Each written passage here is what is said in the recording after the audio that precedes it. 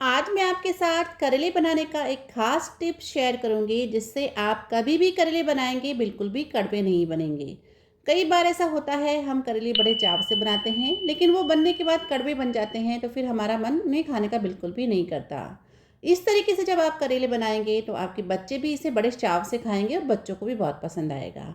Hello friends, मैं राशि की मम्मा स्वाद चौक में एक बार फिर से आपका स्वागत करती हूँ। तो चलिए देखते हैं आज की रेसिपी को हमें कैसे बनाना है। आज की करेला फ्राई की रेसिपी को बनाने के लिए हमने यहाँ पे 250 ग्राम करेले लिए हैं। आप यहाँ पे छोटे बड़े कोई से भी करेले ले सकते हैं। इन्हें हमें अच्छे से वॉश कर लेना है जिससे इसके ऊपर कोई भी मिट्टी होगी वो हट जाएगी। और वॉश करने के बाद इसके आगे और पीछे का हिस्सा हम हटा देंगे। अब इसे हम छीलेंगे। इसके ऊपर जो भी ऊबड़ खाबड़ वाला हिस्सा होता है उस लेयर को हमें हटा देना है। पूरे करेले को हमें इसी तरीके से छीलना है, बिल्कुल कंप्लीटली इस लेयर को हमें हटा देना है। और छीलने के बाद इस लेयर का जो भी पार्ट निकलेगा उसे हम एक बर्तन में इकट्ठा करते जाएंगे और करेले को छील के दूसरे बर्तन में रख लेंगे। इस तरीके से हमें सारे करेले साफ कर लेने हैं, सारा छिलका इनका हटा देना है। हमने सारे करेले के छिलके हटा दिए हैं। अब जो हमने छिलका हटाया है उसे हमें मुट्ठी के अंदर लेके बहुत ही अच्छे से निचोड़ना है ताकि इसका सारा रस अलग हो जाए। यही वो एक मोस्ट इम्पोर्टेंट टिप है जिससे करेले कभी भी कड़वे नहीं बनते। हमें इसका सारा रस सेपरेट कर देना है और छिलकों को वापस हम करेले के साथ दूसरे बर्तन में डालते जाएंगे। इस तरीके से जितना भी रस निकलेगा उसे हम सेपरेट कर देंगे। और अब आप चाहें तो इस रस को, यदि आप डायबिटिक हैं या फिर आपको वेट रिड्यूस करना है, तो इस रस में हल्का सा नमक डाल के आप इसे जूस की तरह पी सकते हैं। इसे हम सब्जी में नहीं डालेंगे। अब हम छिले हुए करेलों को पीसेज में कट करेंगे। छोटे बड़े जैसे भी आपको पसंद हो उस साइज के इसके पीस कट कर लें। और यदि इनके बीज टाइट है तो हमें बीज हटाने पड़ेंगे। इसके थोड़े से लाल कलर के बीज हैं, इन्हें हम बिल्कुल हटा देंगे। और हार्ड बीज होंगे तो भी हमें हटाने होंगे। इस तरीके से सारे करेलों को हमें काट के तैयार कर लेना है। हमने सारे करेले काट लिए हैं। अब इसके अंदर हम डालेंगे आधा चम्मच नमक। और नमक डालने के बाद छिलके को और करेले को बहुत ही अच्छे से हमें मिक्स कर देना है। हल्का सा इसे हाथ से हम मसल देंगे। अब इसे हमें करीब आधे घंटे तक रेस्ट करने के लिए छोड़ देना है। और आधे घंटे बाद हम इन्हें वॉश करेंगे। करेले को नमक के अंदर छोड़े हुए आधा घंटा हो गया है। अब इसे हमें करीब 1 से 2 मिनट तक अच्छे से मसलना है जिससे इनके सारे कड़वाहट अच्छे से निकल जाए। और मसलने के बाद इसे हमें 2 से 3 बार पानी से धोना है। पानी डालेंगे, अच्छे से मिक्स करेंगे, उसे छान देंगे।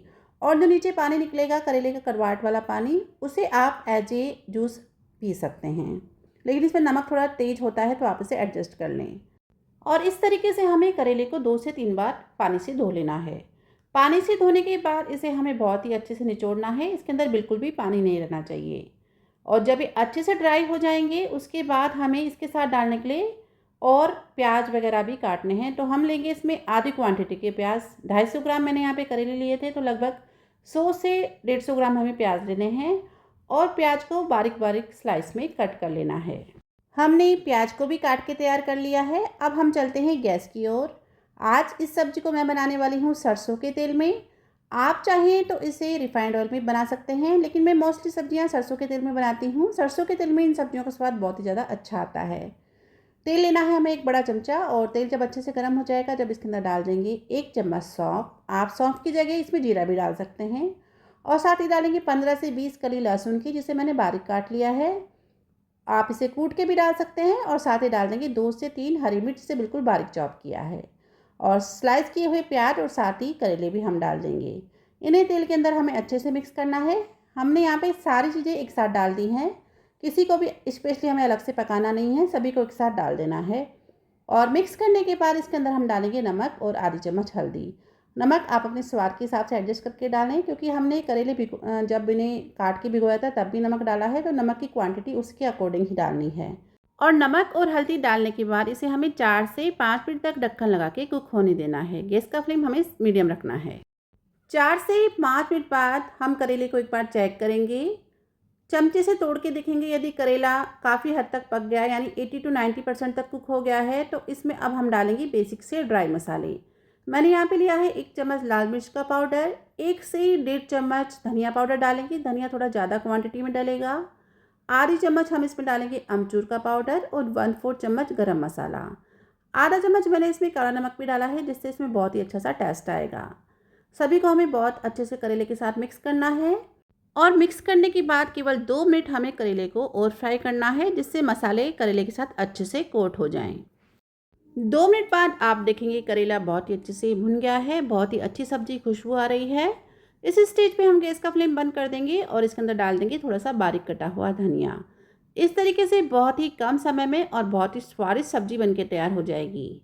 तो कैसी लगी आज की रेसिपी मुझे कमेंट बॉक्स में ज़रूर से शेयर करना, और इस रेसिपी को आप मेरे तरीके से एक बार ज़रूर ट्राई करना, बिल्कुल भी करेले कड़वे नहीं बनेंगे और बहुत ही ज़्यादा स्वादिष्ट बनेंगे। तो मिलते हैं फिर से एक नई रेसिपी के साथ, तब तक के लिए bye bye, take care, thanks for watching.